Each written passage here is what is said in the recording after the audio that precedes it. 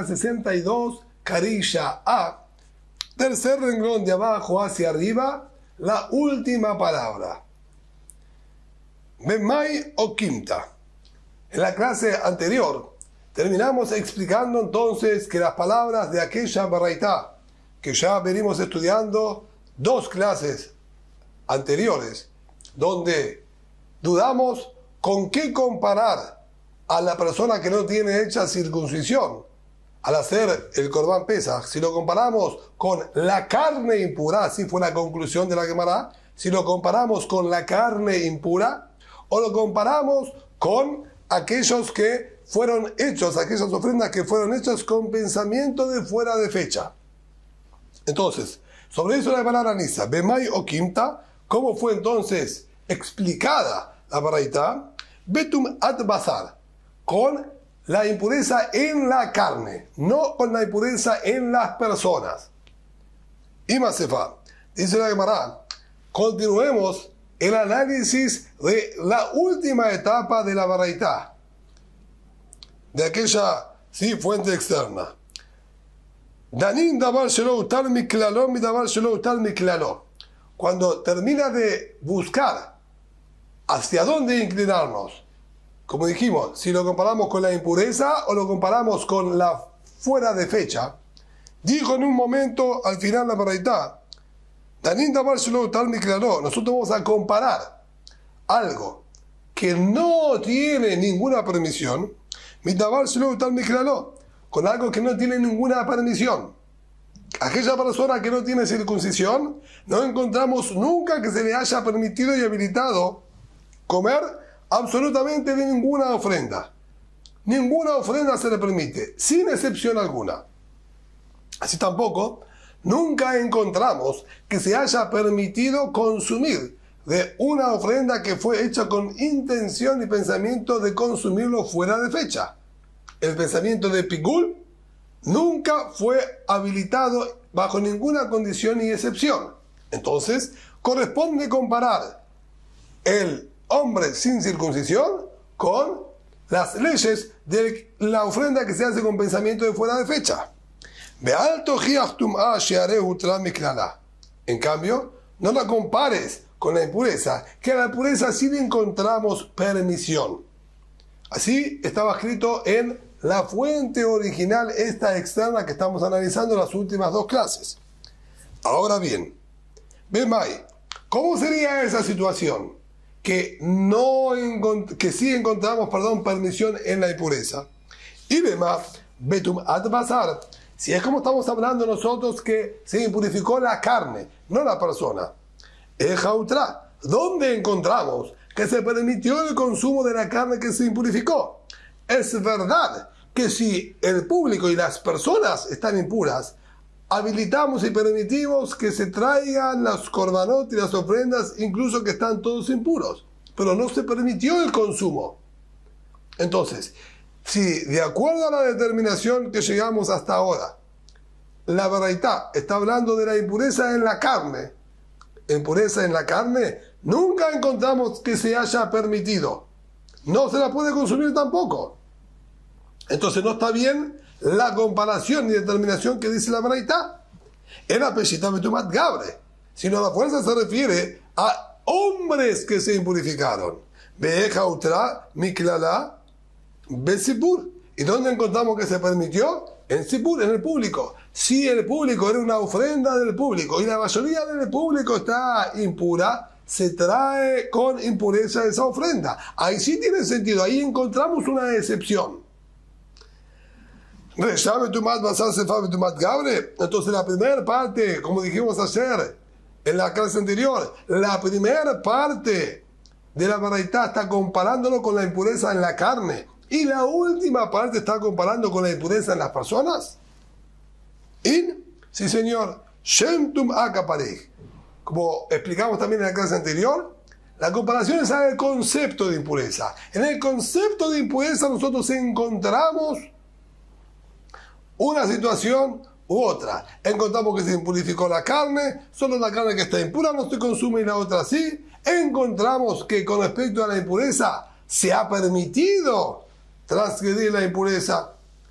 cuando las personas están impuras. En cambio, con respecto a la circuncisión, no encontramos nunca que se haya permitido. Entonces, es más correcto compararlo con el pensamiento de fuera de fecha, que nunca fue permitido. Eso es lo que está diciendo la Baraita. Veiva y Tima, y si quieres puedo explicarte. Kula betum ad basar. Estamos hablando siempre de impureza en la carne. Veja otra, y donde encontramos que carne impura de una ofrenda se permitió consumirla. Betum ad Pesach. Específicamente, en el Corban Pesach encontramos una habilitación que no se encuentra en ninguna otra ofrenda. Literal, como dice la Mishnah más adelante, Pesach abba betumah nechal betumah. Un Corban Pesach que se lo tuvo que traer con impureza porque la mayoría del público estaba impuro, entonces se permite para no anular la mitzvah públicamente. Nechal betumah también va a ser consumido con impureza, a diferencia de todas las demás ofrendas, que incluso si se permitió Tana con Tumá, no permitimos el consumo con impureza. El Corban Pesach sí lo vamos a permitir. Shelo ba mitahilato ela la agilá, porque desde sus orígenes toda la finalidad de la ofrenda de Pesach es para que la consuman. Y si se habilitó Tana con impureza, quiere decir que se habilitó consumirlo con impureza.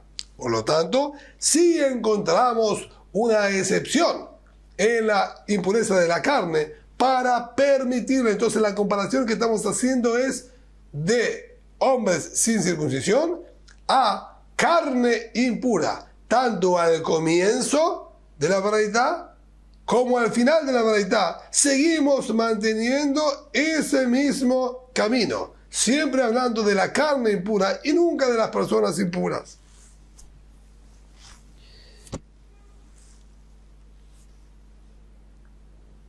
Entonces, la Baraita queda perfectamente alineada y comprendida.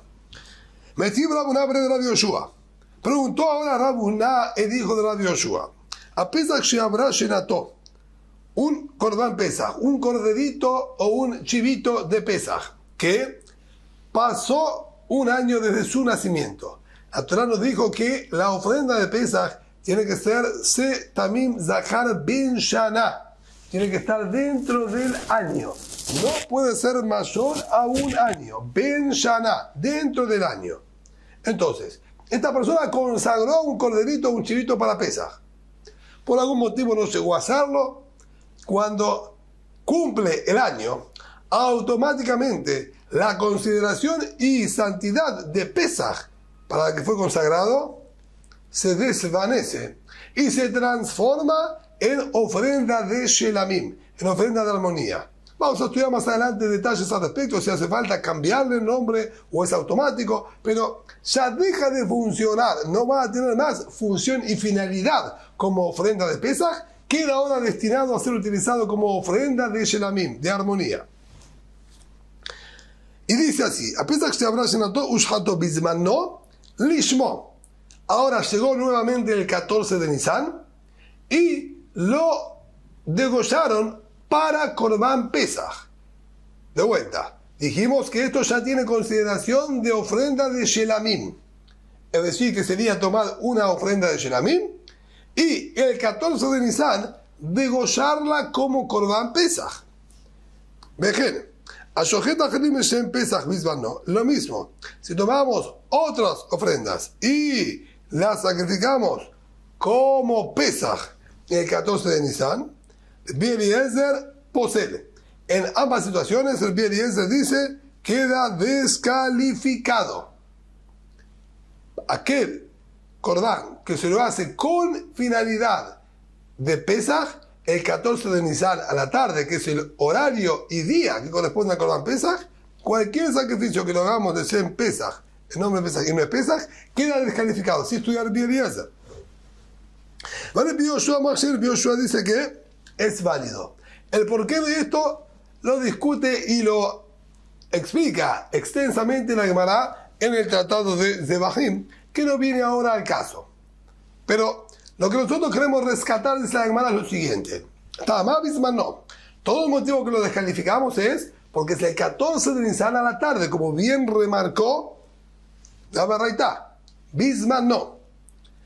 Shelom Bisman no kasher, pero quiere decir que si esto mismo nosotros hacemos el 15 de Nisan, el 16 de Nisan o cualquier otra fecha del año, de tomar una ofrenda y degollarla para Pesaj, es viable y no quedó descalificado. Veamos, ¿y por qué no? Nima o il. Ya que nosotros acabamos de explicar que Rab Hizda, así explicamos en la clase anterior, Rab Hizda lejumra, para prohibir, para ser severo, grave, él sostiene el concepto de ya que podríamos.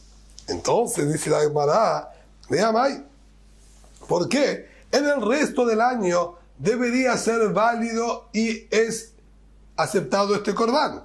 Oír Bisman no posee, ya que si en el 14 de Nisan, este mismo corderito, yo lo hago para Pesaj, queda invalidado. Shelom Bisman no me posee. Si no lo dice el 14 de Nisan, también que queda invalidado.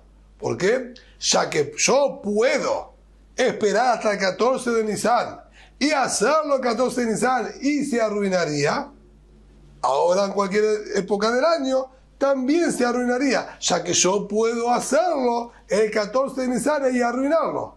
Porque el lejumbrá, para prohibir, estamos diciendo que sí, la Hizda maneja el concepto de ya que potencialmente podría quedar prohibido, entonces lo vemos ahora prohibido también.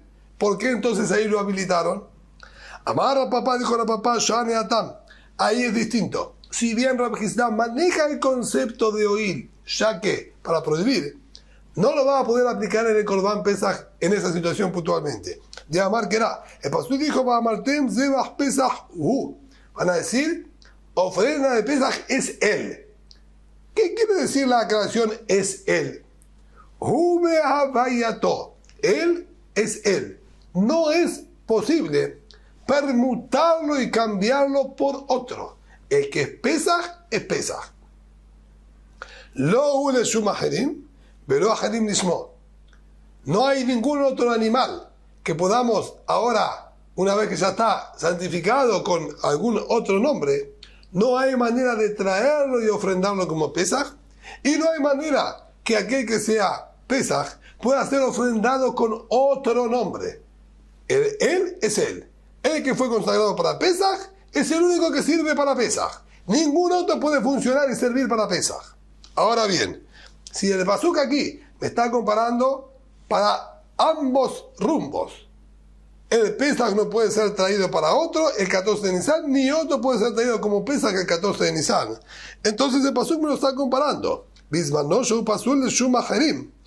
El 14 de Nisan, que si yo lo hago con otro nombre, es pasul, queda arruinado. Aherim pasul mismo. También los otros, que lo hagamos en nombre de Pesaj el 14 de Nisan, van a quedar invalidados.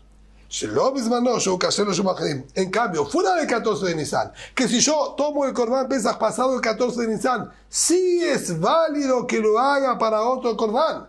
De hecho, es lo que hay que hacer. Vamos a darle condición de Shelamim y lo vamos a consagrar y sacrificar para Shelamim. Entonces, Aherim Kesherim mismo, también un Shelamim que haya sido degollado para Pesaj, también va a ser kasher, porque va de la mano. Es el recíproco. Por lo tanto, vamos a concluir de que sí es kasher esa ofrenda, sí es válida. Rabbi Simlai, hasta la cama de Rabbi Yohanan. Rabbi Simlai se presentó en una oportunidad delante de Rabbi Yohanan. Amarle, le dijo, Nitne limor sefer Yohasin. Quizá usted me puede enseñar los escritos de Divrei Hayamim. En la Torah tenemos Torah, Nevi'im y Ketubim, y el Tanaj está compuesto de 3 tipos de libros, los Hamishah Humshei Torah, que le enseñó Boreolam a Moshe Rabbenu, los Nevi'im que fueron recopilándose con él a lo largo de los tiempos por todas las distintas nebuot y profecías que tuvieron, y por último tenemos los Ketubim, también en un periodo extenso de tiempo fueron escribiéndose varios libros con Ruach HaKodesh, con inspiración divina. Ahora bien, uno de los últimos libros es el Divrei Hayamim. Divrei Hayamim sería como una especie de libro de historia en el que también nos detalla toda la ascendencia de los reyes de Israel Y de hecho comienza desde Adam Rishon, desde la primera persona, pasando por todos sus descendientes, Adam, Shet, Enosh, Kenan, Mahalalel, Yered, Hanot, etcétera, etcétera, abriéndose luego con todos los Shebatim y llegando hasta la destrucción del primer Beit HaMikdash, ubicando y organizando la ascendencia de los reyes de David, los Kohanim, los Leviim, etc. Le pidió entonces esta Jajam Rabbi Simlai, le pidió al Rabbi Yohanan que le enseñe del libro de Divrei Yamim, por eso se llama Sefer Yohasin, que sería como el árbol genealógico, el libro que habla de las ascendencias y estirpes de las distintas familias. Amarle le dijo el Rabbi Yohanan, Me'ejan at, ¿de dónde eres tú? Amarle mi Lod, yo soy oriundo de la ciudad de Lod. Me'ejan motabeja, ¿y dónde estás asentado en la actualidad? Beneardea, en la ciudad de Neardea, aquí en Babel. Amarle le dijo, en Nidonin en Shonim, lo le Lodim, velo le Neardeim.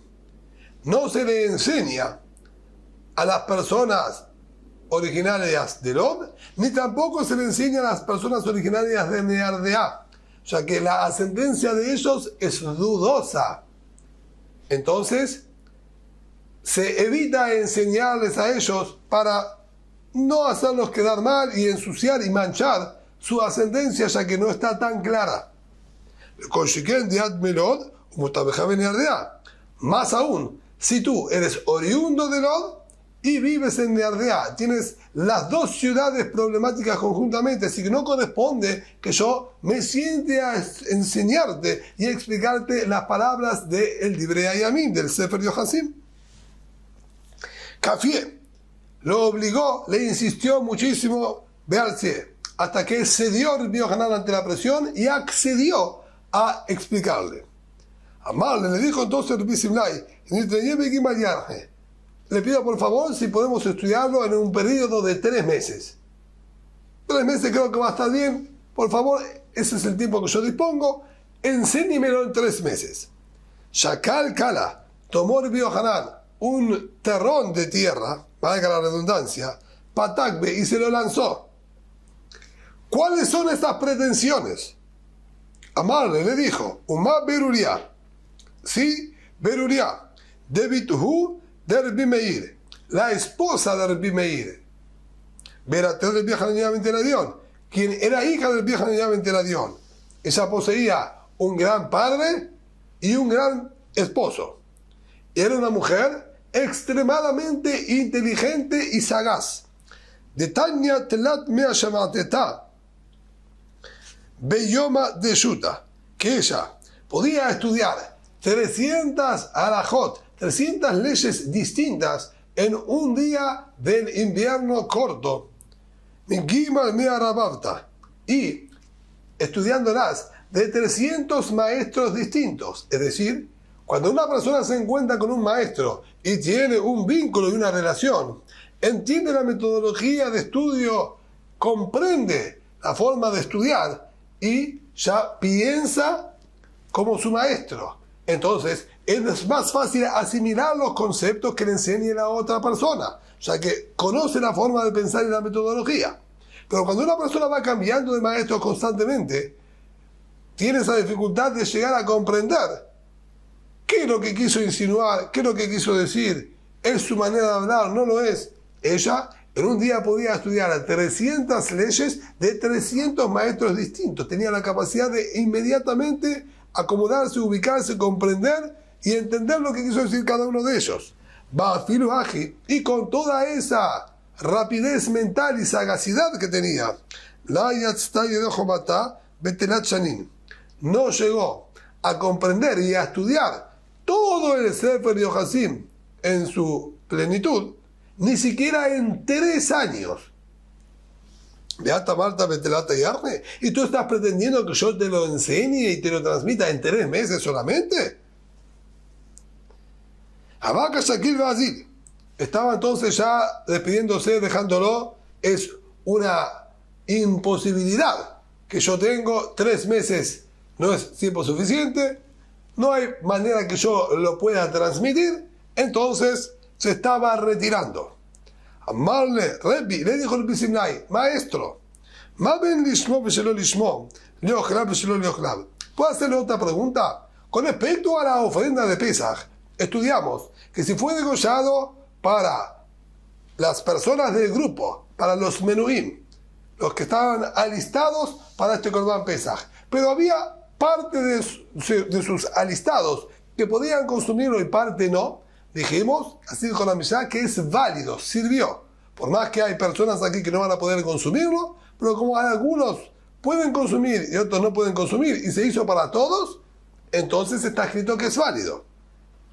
Sin embargo, en la primera Mishnah, cuando empezamos a analizar ya el concepto de degollar para el Corban Pesaj, estudiamos que si degollábamos parte para Corban Pesaj y parte para Corban Shelamim, como ofrenda de Shelamim, por más que es combinado, parte para Pesaj, parte con intención de Shelamim, eso queda completamente descalificado.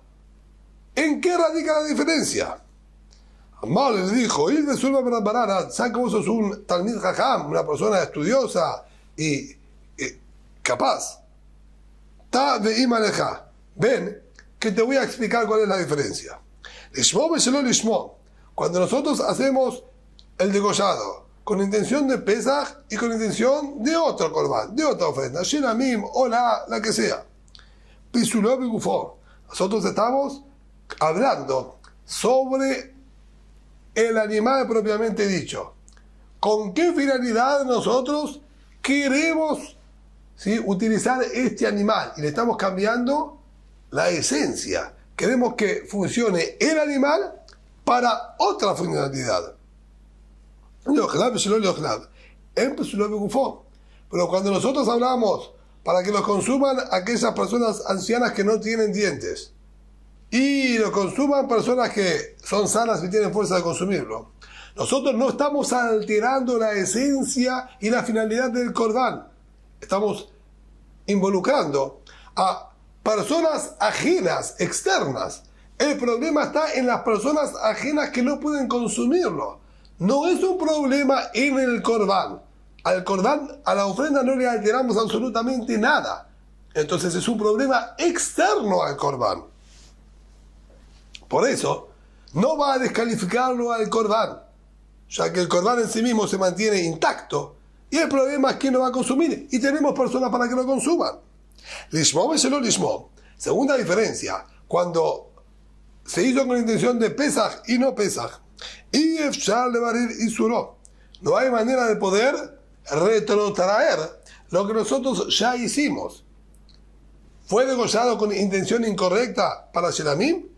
¿Cómo podemos retroceder hacia atrás y corregir ese impacto?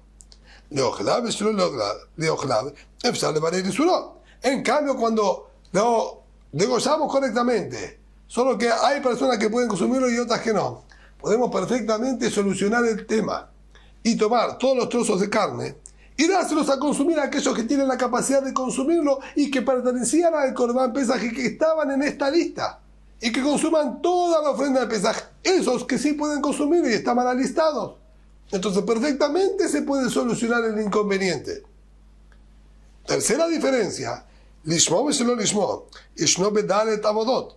El inconveniente de degollar para otra finalidad y no para Pesaj es un inconveniente que se aplica en cualquiera de los cuatro servicios: degollado, recepción, transporte y salpicado. En cambio, para consumidores y no consumidores, dijimos que es un inconveniente solamente en el degollado y solamente en el Corban Pesaj, que en el resto de las ofrendas no hay ninguno de esos problemas. Pero el problema está solamente en el degollado. Es decir, que es mucho más liviano el inconveniente de personas que no puedan consumirlo. Lishmo veshelo lishmo. Y cuarta diferencia, yeshno besibur kebayachid, es un inconveniente que es viable tanto si es un Corban particular, una ofrenda particular, o de todo el sibur o de todo el público. Le podemos dar otra finalidad y arruinarla. Leochlab veshelo leochlab. Eno besibur kebayachid. Pero para consumidores y no consumidores es un inconveniente que solamente existe en el Corban particular, que es el Corban Pesaj. en todos los demás, no tienen como finalidad ser consumidos, vienen a expiar, vienen a limpiar, vienen a reconciliar, y por lo tanto, incluso si no se los consume, no hay ningún problema. Por eso es mucho más severo el punto con respecto a lishmo veshelo lishmo, si se lo hizo con la finalidad del Pesaj o no. Y Rav Ashi Amar, Rav Ashi dice de los 4 puntos que has marcado, Rav Ashi Amar pisuló begufó, be'ir efshar lebarer isuró. El concepto que es un problema en el animal en sí mismo y no en factores externos como las personas, y el concepto de podemos retrotraer y solucionar el problema, Hadam Miltai, es exactamente lo mismo. No son 2 diferencias, es una causa y consecuencia. Es lo mismo. De Matam Pisulov Gufo, ¿cuál es el motivo que el problema está en el Corbán propiamente dicho? Justamente porque no tenemos manera de retrotraernos. Cuando uno degolla el Corbán, empieza con la intención de pesar que con la intención de Shelamim. ¿Por qué el problema decimos que está en el Corbán propiamente dicho? Porque no tenemos manera de solucionarlo. No hay cómo volver hacia atrás. El problema es en el cuerpo del animal, no en las personas. Y ya lo degollamos, no hay manera de poder volver hacia atrás. Quiere decir que es una causa y consecuencia. No son 2 motivos distintos, es un solo motivo y es correcto, y esa es la diferencia. ¿Por qué? Lishmo veshelo lishmo queda completamente descalificado. En cambio, leojlá veshelo leojlá, para comensales y no comensales, va a ser válido, ya que hay quien pueda consumirlo, y para quien consuma incluso una sola persona, necesitamos degollarlo. No importa la cantidad de personas que consuman, para comer carne hay que degollar el animal, y tenemos gente que pueda consumirla, entonces que la consuman ellos y va a ser válido el Corbán Pesaj.